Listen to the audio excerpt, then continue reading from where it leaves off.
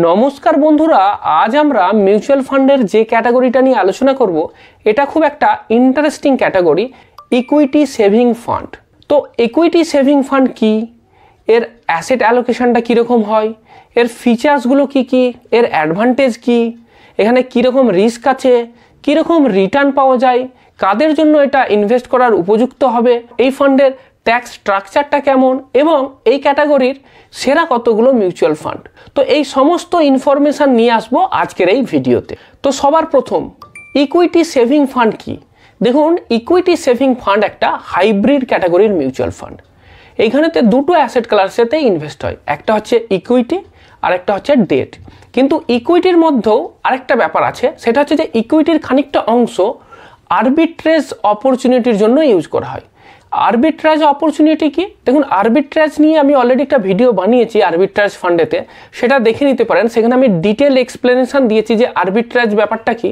তবুও সংক্ষেপে বলে রাখি যে আরবিট্রাজ মানে হলো আপনি একটা সিকিউরিটিকে আলাদা আলাদা মার্কেটেতে একই সময়তে যদি কিনে বিক্রি করে দেন, তাহলে ওই যে প্রাইস ডিফারেন্সটা হয়, সেই প্রাইস ডিফারেন্সটা থেকে আপনার গেইন হয়ে যায়।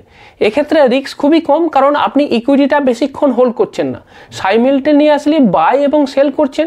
তো সেই কারণের জন্য আপনার রিস্ক নেই, কিন্তু প্রাইস ডিফারেন্স থাকার জন্য ডিফারেন্স মার্কেটেতে আপনার লাভ হয়ে যায়। এইবার এই ইকুইটি সেভিং ফান্ডেতে এর যে এই আরবিট্রাজ কম্পোনেন্টটা থাকছে, মানে ইকুইটির আরবিট্রাজ কম্পোনেন্ট আর ডেট কম্পোনেন্ট, এই দুটো রেগুলার স্টেডি রিটার্ন দিচ্ছে। আর ইকুইটিতে যেটা পিওর ইকুইটিতে যেটা লং টার্মের জন্য ইনভেস্ট থাকছে, সেই ইকুইটি কম্পোনেন্টটা গ্রোথ দিচ্ছে। তো এই দুটো মিলিয়ে একটা ব্যালেন্সড অ্যাপ্রোচ তৈরি হচ্ছে। এইবার আমরা দেখে নেব যে ইকুইটি সেভিং ফান্ডেতে অ্যাসেটটা কিভাবে অ্যালোকেট হয়। দেখুন, এর টিপিক্যাল অ্যাসেট অ্যালোকেশন যেটা, সেটা হচ্ছে কি যে 65 to 75% ইকুইটিতে ইনভেস্ট হবে। সেবের রুল আছে মিনিমাম 65% ইকুইটিতে ইনভেস্ট করতেই হবে। এই 65% এটা কিন্তু ইনক্লুডিং ওই আরবিট্রাজ কম্পোনেন্ট, দুটো মিলিয়ে ইকুইটিতে মিনিমাম 65% থাকতেই হবে, তবেই না এটা ইকুইটি ওরিয়েন্টেড ফান্ড হবে। নাহলে তো ইকুইটি ওরিয়েন্টেড ফান্ডের তকমাটাই চলে যাবে। তো সেই কারণের জন্য 65% ইকুইটিতে ইনভেস্ট হবে। এছাড়া 25 to 35% ডেট প্রোডাক্টে ইনভেস্ট হয়। সেবির নিয়ম হচ্ছে যে মিনিমাম 10% আপনার ডেট প্রোডাক্টে থাকতেই হবে। এইবার আপনাকে একটা ইকুইটি সেভিং ফান্ডের পোর্টফোলিও দেখাচ্ছি, দেখলে আপনি বুঝে যাবেন যে এরা কোথায় কোথায় ইনভেস্ট করে। জাস্ট এক্সাম্পল হিসাবে আমি একটা ফান্ড নিলাম, সেটার নাম হচ্ছে SBI ইকুইটি সেভিং ফান্ড। তো আমি যেদিন এই ভিডিওটা বানাচ্ছি 4 তারিখে, আজকে আমি চেক করে দেখলাম এই ফান্ডের স্ট্রাকচারেতে দেখা যাচ্ছে যে এর ইকুইটি কম্পোনেন্ট সেটা কত 66.28%। তো এইটা ইকুইটিতে ইনভেস্ট আছে। ডেট প্রোডাক্টে ইনভেস্ট আছে 22.4%, আর আদার্সে ইনভেস্টমেন্ট আছে 11.32%। এইবার ইকুইটি পোর্শন যদি দেখি, যেটা কিনা শেয়ারেতে ইনভেস্ট হচ্ছে, সেটাও অনেক শেয়ারেতে আছে, প্রায় 115টা শেয়ারেতে অল্প অল্প ইনভেস্ট আছে। টপ 10টা শেয়ার কী কী আছে সেটা আপনাকে শো করছি, আপনি দেখে নিন।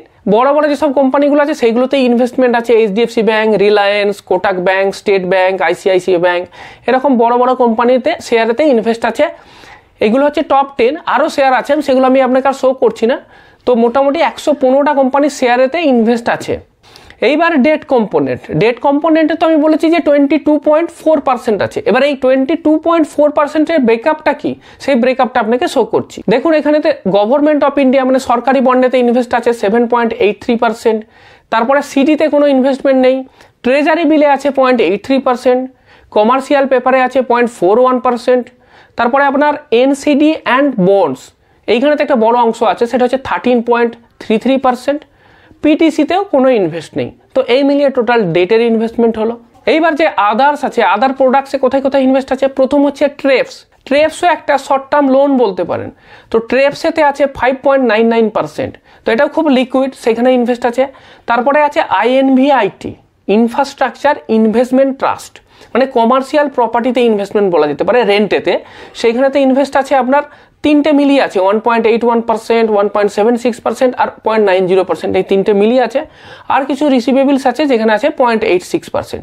তো এটা আপনার টোটাল 11.32% যেটা আদার্সে ইনভেস্ট আছে, তার ব্রেকআপটা আপনাকে আমি বললাম। এইবার এই ইকুইটি সেভিং ফান্ডের কি ফিচার্সগুলো কি কি, এটা জানা খুব জরুরি। প্রথম যেটা, সেটা হচ্ছে লো ভোলাটিলিটি। দেখুন, যদিও এটা ইকুইটি রিলেটেড ফান্ড, তবুও ভোলাটিলিটি কম। কেন?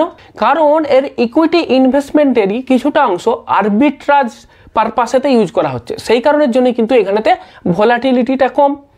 2 নম্বর খুব ইম্পর্টেন্ট, সেটা হচ্ছে ট্যাক্স এফিসিয়েন্সি। দেখুন, যদি আপনি কম রিস্ক নিতে চান তাহলে আপনি সবসময় চাইবেন যে ডেট প্রোডাক্টে ইনভেস্ট করতে, কিন্তু যখনই আপনি ডেট প্রোডাক্টে ইনভেস্ট করবেন তখন আপনার ট্যাক্সের স্ট্রাকচারটা চেঞ্জ হয়ে যাবে। সেটা কীরকম হবে? সেটা আপনার যে ইনকাম আছে সেই ইনকামের এগেনস্টে ট্যাক্স স্ল্যাবটা তৈরি হবে। কিন্তু কোনো মিউচুয়াল ফান্ডে যদি 65% বা তার বেশি কম্পোনেন্ট ইকুইটিতে থাকে তাহলে সেটাকে ইকুইটি ফান্ড হিসাবে কনসিডার করা হবে এবং সেখানে ট্যাক্সেশনের রুলটা সম্পূর্ণ আলাদা হয়ে যাবে। সেক্ষেত্রে আমরা জানি যে যদি লং টার্ম মানে 1 বছরের বেশি সময় ধরে হোল্ড করে রাখি তাহলে আপনার একটা ফিনান্সিয়াল ইয়ারেতে 1.25 লাখ পর্যন্ত প্রফিটের জন্য কোনো ট্যাক্সই দিতে হবে না। তারপরে তার এক্সেস যেটা থাকবে সেক্ষেত্রে 12.5% ট্যাক্স দিতে হবে। সুতরাং কি বুঝতে পারছি যে এখানে একটা ট্যাক্স এফিসিয়েন্সি থাকছে।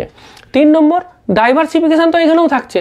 এখানে আমার ইকুইটিতে ইনভেস্ট হচ্ছে, আরবিট্রাজ কম্পোনেন্ট আছে, তারপরে আপনার ডেট প্রোডাক্ট আছে, আইএনভি আইটি আছে, ট্রেপস আছে।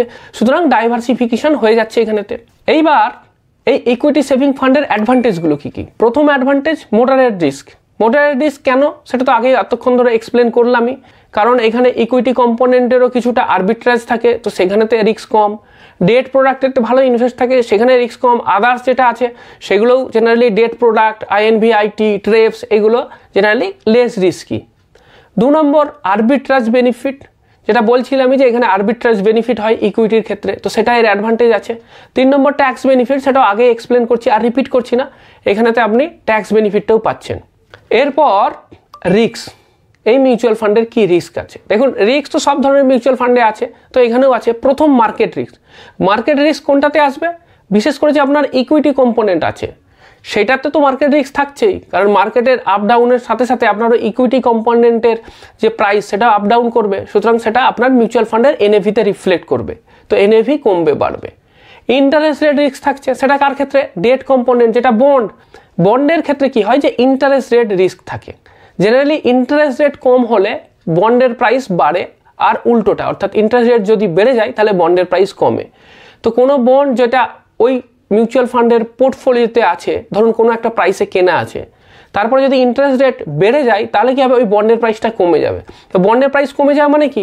তাহলে আপনার মিউচুয়াল ফান্ডের অ্যাসেট হিসাবে তার আজকের দাম তো কমে গেল, কারণ যখনই মিউচুয়াল ফান্ডের এনএভি ক্যালকুলেশন হয় তখন তার যে অ্যাসেটগুলো আছে সেই অ্যাসেটগুলোর সেই দিনের যে ভ্যালুয়েশন সেইটার উপর বেস করেই এনএভিটা হিসাব করা হয়। তো যখনই আমরা বন্ডের ভ্যালুয়েশনটা কমে যাচ্ছে তাহলে কি হচ্ছে? আপনার মিউচুয়াল ফান্ডের এনএভিটা কম হচ্ছে। 3 নম্বর যেটা রিস্ক সেটা হচ্ছে আরবিট্রাজ লিমিটেশন। আমি আপনাকে বলেছি যে ইকুইটির কিছুটা পোর্শন আরবিট্রাজ অপরচুনিটির কাজেতে ইউজ করা হয়, কিন্তু সবসময় যে এই অপরচুনিটিটা থাকবে এমন তো কথা নেই।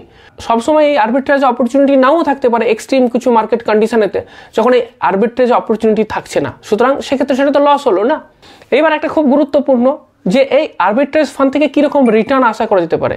দেখুন, ভবিষ্যতে কীরকম রিটার্ন পাওয়া যাবে সেটা তো মিউচুয়াল ফান্ডের ক্ষেত্রে বলা সম্ভব না, কারণ এটা তো ফিক্সড রিটার্ন নয়। কিন্তু অতীতে কীরকম রিটার্ন পেয়েছি সেই সম্বন্ধে আপনাকে আমি বলতে পারি। আমি আপনাকে ক্যাটাগরি অ্যাভারেজ বলছি, মানে এই ক্যাটাগরিতে তো অনেক মিউচুয়াল ফান্ড আছে, অনেক এএমসি আছে যারা এই ফান্ড অফার করে, তাদের অ্যাভারেজ কী আসছে সেটা বলতে পারি।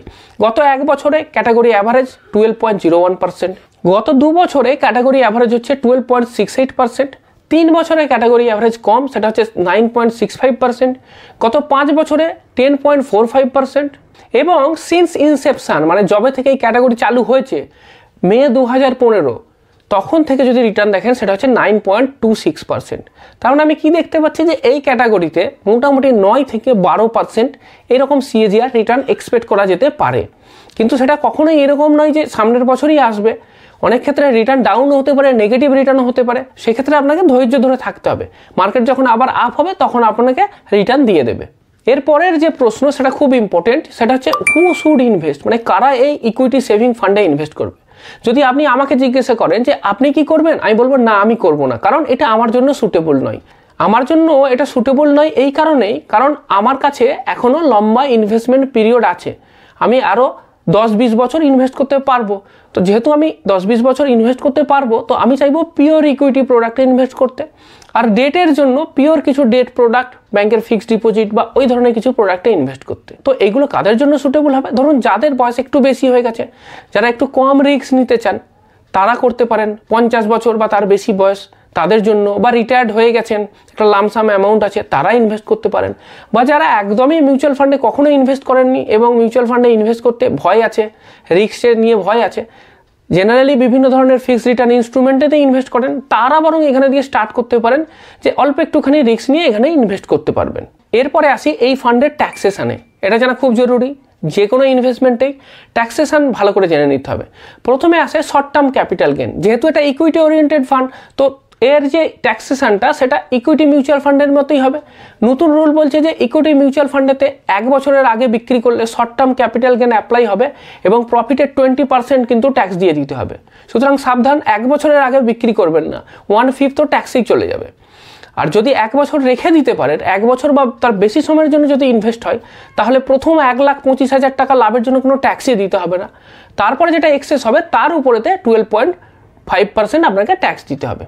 এরপরে যেটা, সেটা খুব গুরুত্বপূর্ণ স্লাইড। আসলে মিউচুয়াল ফান্ডে তো অনেক ক্যাটাগরি আছে, এই হাইব্রিড ক্যাটাগরির ভিতরে অনেক ফান্ড আছে, ডেট ফান্ড আছে, ইকুইটি ফান্ড আছে।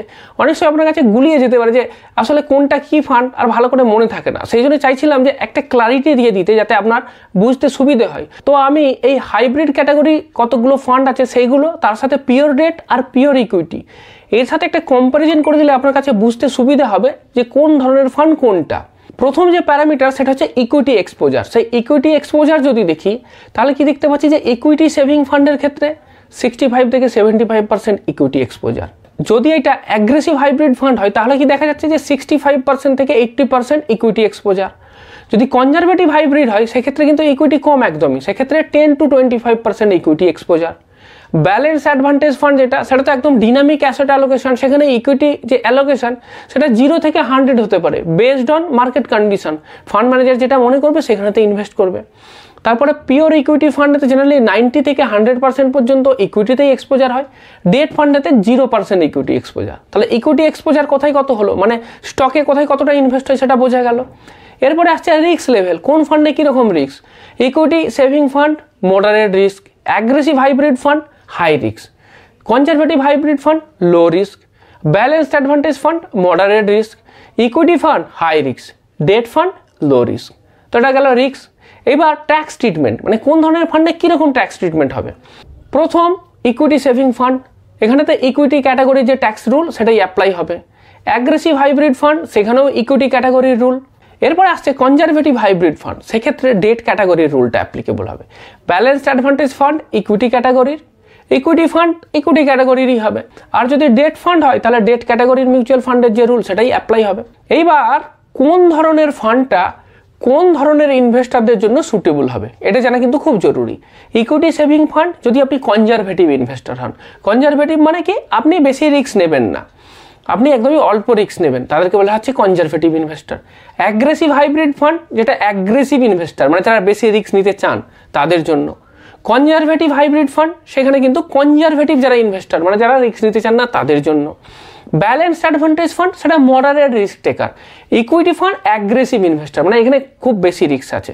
এরপর আসছে ডেট ফান্ড, যেটা কিনা রিস্ক অ্যাভার্স ইনভেস্টারদের জন্য, মানে যারা একদমই রিস্ক নিতে চান না তাদের জন্য। এরপর সবার লাস্টেতে যে এই মিউচুয়াল ফান্ড ক্যাটাগরির কিছু টপ পারফর্মার, কারা ভালো পারফর্ম করছে, আপনাকে একটা লিস্ট শো করছি। যদিও লিস্টে অনেকগুলো নাম আছে, কিন্তু আপনি লিস্টটা পড়লেই বুঝতে পারবেন যে HSBC ইকুইটি সেভিং ফান্ড যেটা আছে, এইটা কিন্তু কনসিস্টেন্টলি 1 বছর 2 বছর 3, 5, 10 প্রতি ক্ষেত্রেই অন্যান্যদের থেকে অনেকটা এগিয়ে আছে। তাহলে বলা যেতে পারে যে এই ফান্ডটা অ্যাটলিস্ট হিস্টোরিক্যাল ডেটা যদি দেখি, এই ক্যাটাগরির বেস্ট ফান্ড কিন্তু HSBC ইকুইটি সেভিং ফান্ড।